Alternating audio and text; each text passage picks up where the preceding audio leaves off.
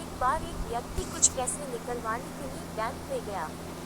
जैसे ही कैशियर ने पेमेंट दी, कस्टमर ने चुपचाप उसे अपने बैग में रखा और चल दिया। उसने 1,40,000 रुपए निकलवाए थे।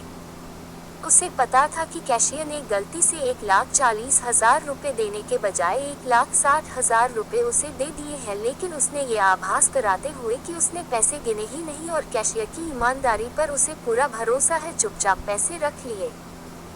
इसमें उसका कोई दोष था या नहीं, लेकिन पैसे बैग में रखते ही 20,000 अतिरिक्त रुपयों को लेकर उसके मन में उधेड़ बुन शुरू हो गई। एक बार उसके मन में आया कि फालतू पैसे वापस लौटा दे, लेकिन दूसरे ही पल उसने सोचा कि जब मैं गलती से किसी को अधिक पेमेंट कर देता हूँ तो मुझे कौन लौटाने आता है। बार बार मन में आया कि पैसे लौटा दे, लेकिन हर बार दिमाग कोई न कोई बहाना या कोई न कोई वजह दे देता पैसे न लौटाने की। लेकिन स्नान के अंदर सिर्फ दिमाग ही तो नहीं होता, दिल और अंतरात्मा भी तो होती है। रह रह कर उसके अंदर से आवाज आ रही थी कि तुम किसी की गलती से फायदा उठाने से नहीं चूकते और ऊपर से बेईमान न होने का ढोंग भी करते हो। क्या यही ईमानदारी है? उसकी बेचैनी बढ़ती जा रही थी। अचानक ही उसने बैग में से 20,000 रुपए निकाले और जेब में डालकर बैंक की ओर चल दिया। उसकी बेचैनी और तनाव कम होने लगा था। वह हल्का और स्वस्थ अनुभव कर रहा था। वह कोई बीमार थोड़े ही था, लेकिन उसे लग रहा था जैसे उसे किसी बीमारी से मुक्ति मिल गई हो।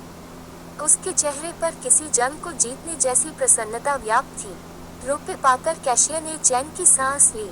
उसने कस्टमर को अपनी जेब से 1,000 रुपए का एक नोट निकाल कर उसे देते हुए कहा, भाई साहब आपका बहुत बहुत आभार।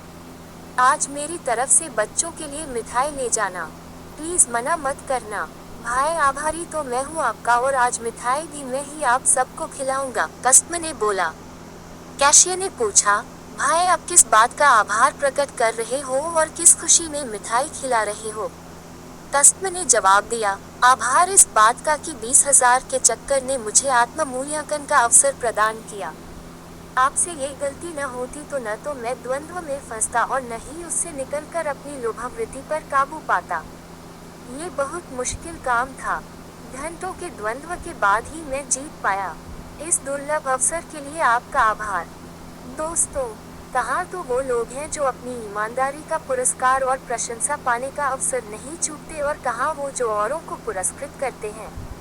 ईमानदारी का कोई पुरस्कार नहीं होता, अपितु ईमानदारी स्वयं में एक बहुत बड़ा पुरस्कार है। अपने लोभ पर काबू पाना कोई सामान्य बात नहीं।